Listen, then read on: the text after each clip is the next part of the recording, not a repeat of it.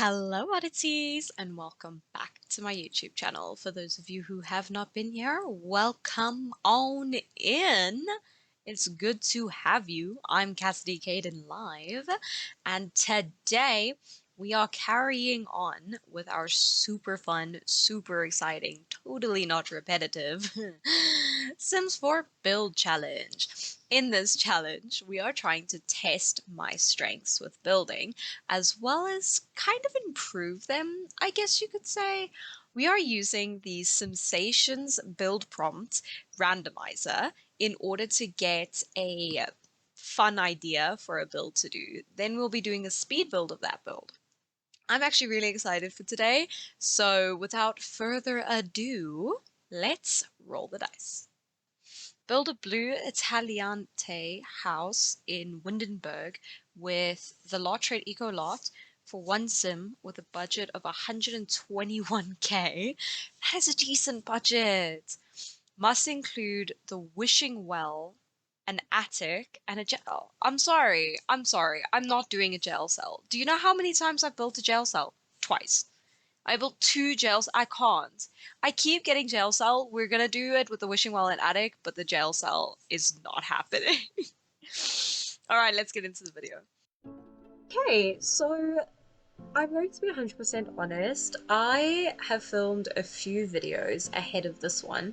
I originally was only going to do prompt channels for my first month being back, but I realized that doing the prompt challenges as much as I was kind of gave it a very stagnant feel, and I wanted to branch out more and kind of try and make it a lot more, each week something different and kind of try and challenge myself a bit more. So with this build, I had done it a while ago, like a long while ago, and it is definitely not the best build I have. You guys are going to be able to tell pretty early on in this build that it is an old build and that I've definitely improved a far amount in comparison, for no reason other than it's very small. I didn't utilize the funds that I had nearly well enough. I'm not disappointed in the build or anything like that, and I definitely think that I did very well for the prompt challenge when I had done it, but I definitely think that I've come further than this based off of my last week's build. For example, my Hermione build was amazing and I used a lot better techniques and stuff to be able to build it. I definitely think I've improved so much, and as much as I love this build and I think that I did a really great job with it, I definitely have learned so much since it was built. And I don't know, I think I might end up doing a revamp challenge at some point where I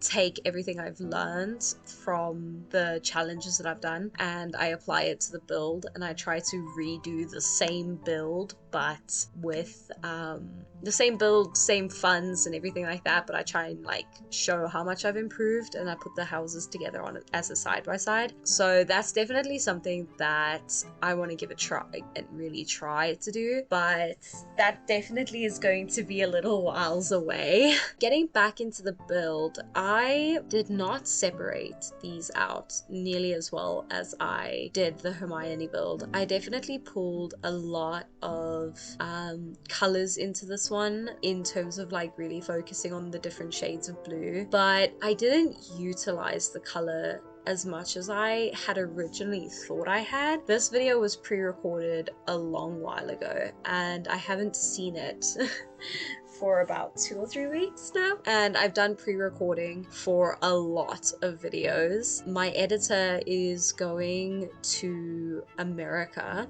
for 3 weeks, so we're pre-recording and pre-editing quite a lot of stuff so that it's not too rough when they're away, because as you guys all know, I am not really an editor. It's not something I enjoy doing, and having an editor has made a massive difference to me for no reason other than it gives me the opportunity to kind of do the parts of it that I enjoy the most. So I am massively grateful to my editor, who's been so patient with me and just overall lovely.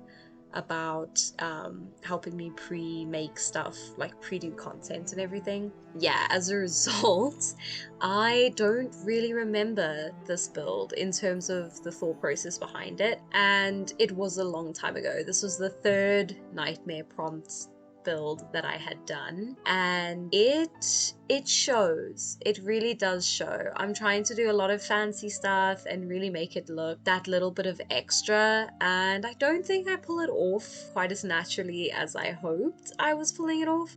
I also ended up in the situation where part of the challenge was to include the wishing well, and the wishing well is 7,500 simoleons, which in a budget prompt challenge is insane.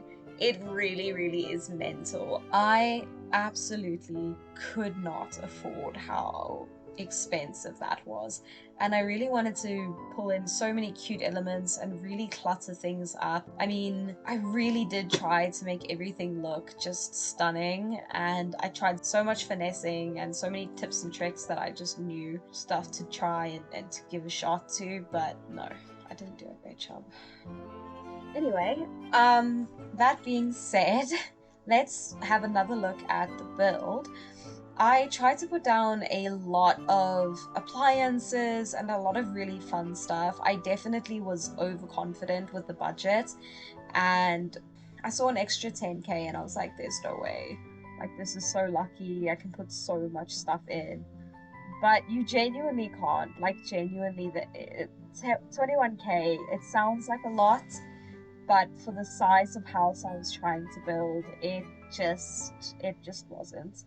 I really, really overestimated my budget and made a lot of really dumb mistakes. And I feel like the easiest thing that I could have done for myself to improve this build is if I had just made it smaller. Instead of trying to protect the shape of the build and the size of the build, I really should have just reduced the size of the build and made it so much smaller. And instead, I tried to preserve a very specific shape and ended up with a build that just wasn't practical in any way.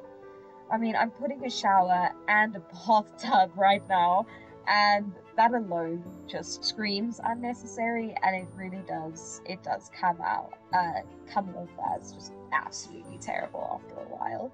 I once again forgot to take into account the attic until towards the end. I seem to be forgetting the actual challenge parts of the prompt challenges, like the jail cells, the graveyards, making something abandoned instead of cutesy.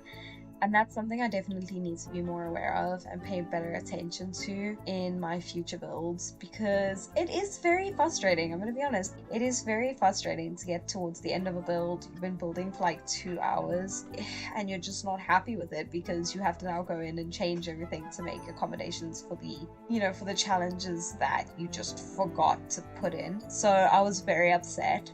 But I made it work and I managed to find a way to do it that I was really happy with. And towards the end, it just ends up really bare bones, very empty, very, very minimal. There's next to nothing in there. And to be honest, I really wanted to add so much more stuff, and 7,000 for the wishing well is ridiculous. The fact that it costs that much is actually proper annoying. I mean, I managed to make an absolutely stunning attic with a fair amount of stuff in it, just for an attic, and I had to go back and delete all of it because it was impractical and I needed the money for the wishing well, which was genuinely devastating. I was so upset. I was genuinely so upset. I went through and deleted so much stuff. I replaced so much stuff with cheaper appliances, and I got rid of everything that was really fun and cute in this build. Instead of just making it smaller, I'm watching this back and I have no idea why I didn't just make the build smaller. I can see like 7 ways to save money just on walls. It's terrible. It's so bad. I think despite that, the build really came out well. I think it's a really great starter build in the way that there's next to nothing in it, but there's a lot of space. You can go in and delete the wishing well and give yourself an extra 7k. which makes a massive difference. But it's also got a lot of space to it. So you can do it for like a legacy or a generations build where you plan on expanding it anyway. And so, yeah, I definitely think there's a lot of room for character and extra, customization and stuff like that. So it's definitely not a terrible build, but I think that it's got its flaws. Yeah, so as you can see, I'm coming in and really just taking a wrecking ball to everything that I've done, completely bare bonesing all of this, just so that I can afford the wishing well that I bought and put back. And I mean, I must say, I was so sad when I had to reduce the size of stuff and, pull stuff in and change things around a bit. But it was important that I kind of forced myself to be like, no, you can't have this much space. There's no way. Just make it smaller, be logical about this. And I eventually did. And I eventually used that cute little alcove that's under there as a mini garden planter area, which I think comes out really well and looks very cute. Again, it's very bare bones and very minimal, but because I went in and deleted so much of the stuff that I really liked, I lost all my motivation to do well on this build, and it sucks. It really does happen, which is also really annoying. Like, it happens. You can spend so much time on something and really make it personalized and perfect to your, based off of what you consider a stunning build. And then when you have to go in and bulldoze it or really change it around and kind of ruin it in a way, it can really demotivate you and, push you to not want to, take the build further than that. And I think that that really comes across when you watch me do landscaping. I didn't go dig through debug. I didn't hunt down better plants or, cheaper plants. I was so demotivated, and I definitely didn't take this build to the level that it could have been. And it's a little sad and a little disappointing, but at the same time, I still think it really came out very cute. And I think that despite the shortcomings that I had for guarding it, I think that the build still came out really well and very adorable and very manicured in a lot of ways. And I managed to keep the shape, the original shape that I was going for. I managed to keep the aesthetic, and the few photos that I used for inspiration, I really think I stayed true to those ones. So yeah, I don't know, it's not terrible. It's not the best I've done, but it's not terrible, and I think that it has a lot of room for personality and customization. So again, my sim ID is Cascade, 2 S's, 2 E's. But with all of that being said, we're going to finish off with the build, and I'm going to let past me take the reins and do the walkthrough.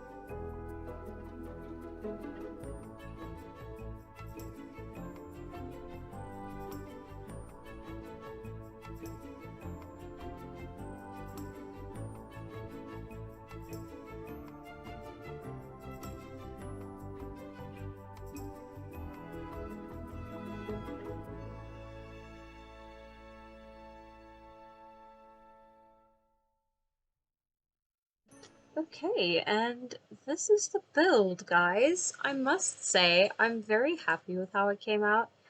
Um, I don't know when I'll be posting this one, but I have a feeling it'll be fairly later on.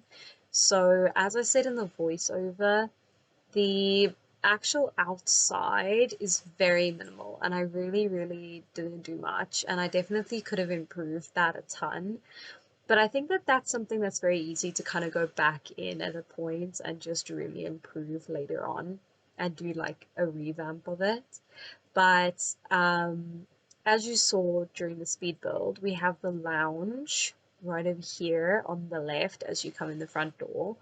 And to the right, you have a beautiful little kitchen with a like a bar table under it for dining. And again, I really like how this came out. I don't know, I don't use this kitchen set very often, so I really like the all white kind of appeal. And then you've got the staircase right here, which leads you upstairs to a very empty, very minimal kind of build or bedroom, and a even more minimal bathroom.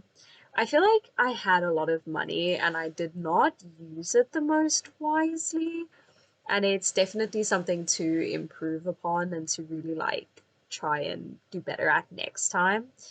But I think that the house still came out really well, and yeah, I think it's a stunning build, I'm gonna be honest, but definitely could use some improvements, that's for sure. Okay, guys, but that is the build for today. I hope you really liked it, and I hope you're even more excited to come back next week for the next build challenge. Bye, guys!